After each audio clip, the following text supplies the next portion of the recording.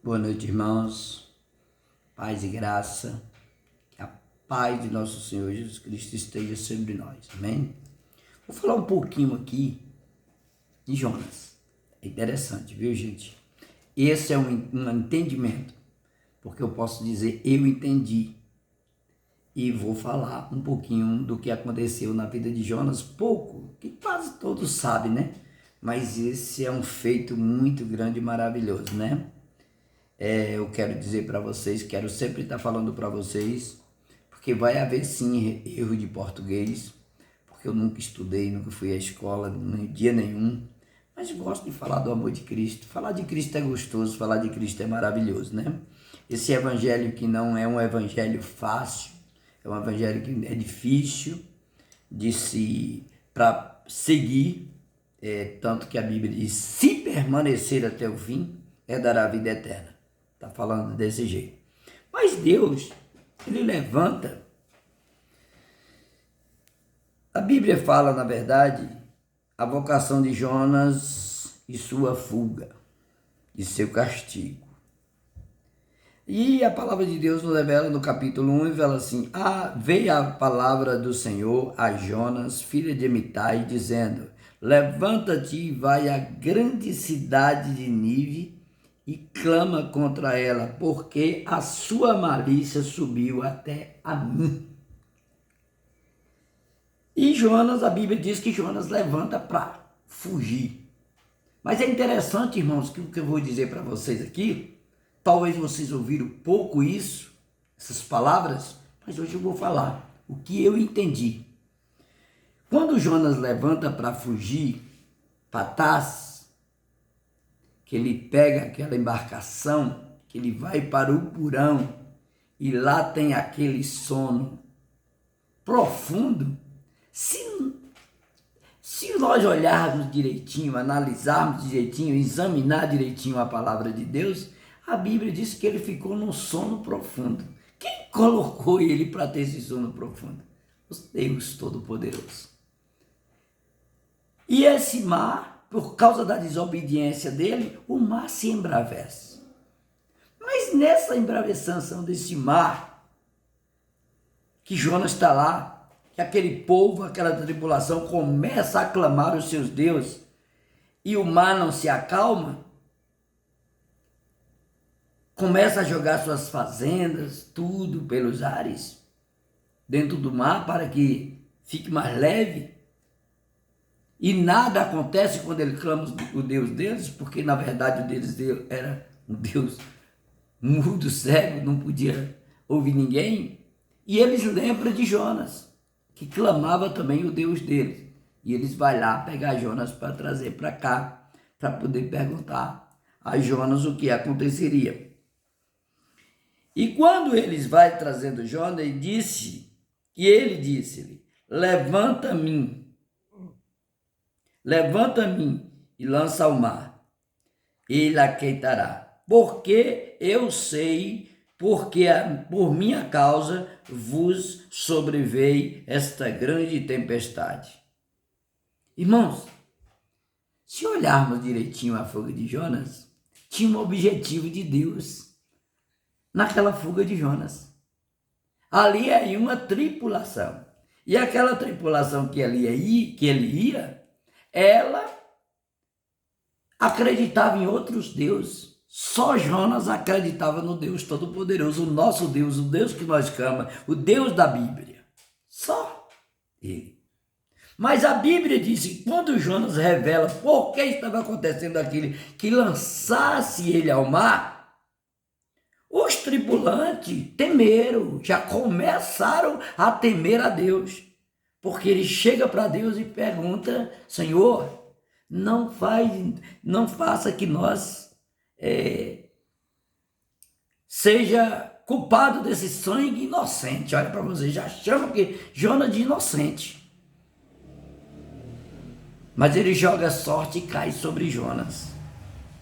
E a Bíblia nos revela, no verso 15, e levantaram e lançaram Jonas ao mar, e cessou o mar da sua fúria, e temeram estes homens ao Senhor com grande temor, e ofereceram sacrifício ao Senhor e fizeram votos. Olha que coisa maravilhosa. A fuga de Jonas salvou uma tripulação. Olha o propósito de Deus na vida daquela tripulação. Antes que Jonas pegasse a outra embarcação que Deus já tinha preparado para ele, Jonas pega a sua fuga. Deus prepara Jonas com a sua fuga, já salva aquela tripulação para depois colocar ele na outra embarcação para ele ir para a cidade de Nínive, para poder pregar contra aquela cidade que a malícia dela já tinha subido até o Senhor. Então é importante e nós entendermos, examinar a Escritura, para que nós venhamos entender o que aconteceu com Jonas. A vocação de Jonas foi importante, mas a fuga de Jonas também foi importante, porque ele salvou a tripulação. A Bíblia revela claramente aqui no verso 15, que quando eles levantaram Jonas e lançaram ao mar, e cessou o mar da sua fúria, e temeram, pois, estes homens ao Senhor com grande temor, e ofereceram sacrifício ao Senhor e fizeram votos. Então, eles assumiam um compromisso com Deus, porque eles clamaram o Deus dele e o Deus deles não ouviram. Mas o Deus de Jonas ouviu e salvaram aquela tripulação. Essa é uma linha de entendimento minha. Essa é minha linha de pensamento. Eu, claro, pode ter pessoas que... E a Bíblia nos revela que quando esse tripulante faz o sacrifício, faz volta ao Senhor, a Bíblia disse... Preparou, pois, o Senhor um grande peixe para que tragasse Jonas, e estivesse Jonas 3 dias e 3 noites nas entranhas do peixe. Então, olha para você ver. Jonas pega para fugir. Isso é tão importante, irmão, que quando a Bíblia fala que quando Jonas entrou dentro do navio para ir para Tarso, ele fala... A palavra nos revela que Jonas foi na presença do Senhor. A Bíblia revela que Jonas pegou aquele navio e foi com aqueles tripulantes na presença do Senhor. E na presença do Senhor foi que houve a salvação naquela tripulação. Aí Deus troca Jonas de embarcação. E dá uma embarcação para ele sozinho. E aí vocês sabem o que aconteceu com Jonas esses 3 dias e 3 noites. Oração, clamor ao Senhor. E o Senhor ouviu os seus clamores. E não é diferente comigo e com você. É como eu disse, às vezes as pessoas pregam uma facilidade tão grande para o reino dos céus. E tudo o que aconteceu desde os tempos do antigo pacto até o novo pacto, não vejo facilidade para nenhum dos homens que serviram a Deus.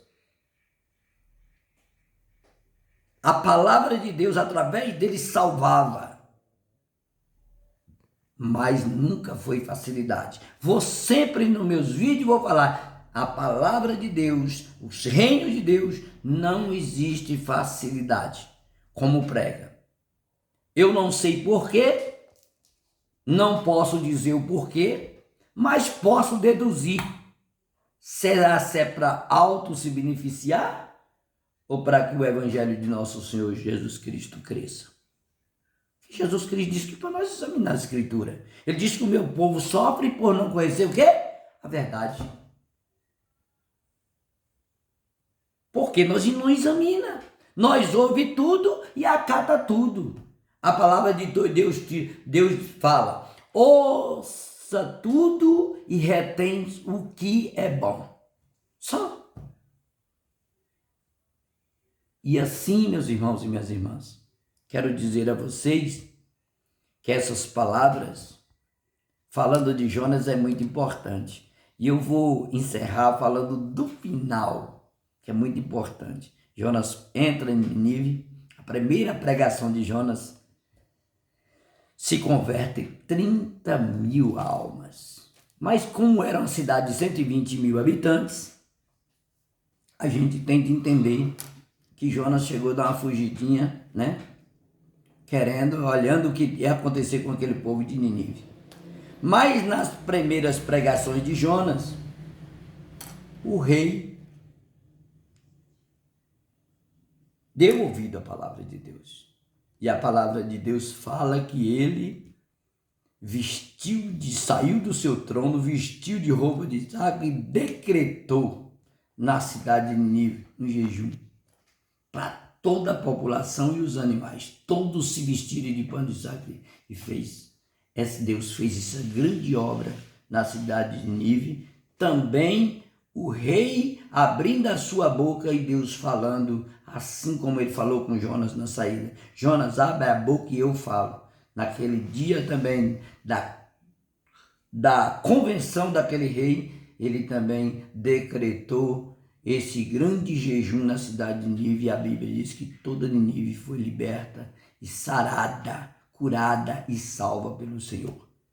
Que Deus abençoe a todos e que a paz de nosso Senhor Jesus Cristo esteja sobre nós. Quero pedir desculpa a vocês se algum vai ter muito erro de português, mas eu tenho certeza que vocês sabem o porquê, né? Quem nunca estudou não pode ter um português correto. Amém? Que Deus abençoe a todos.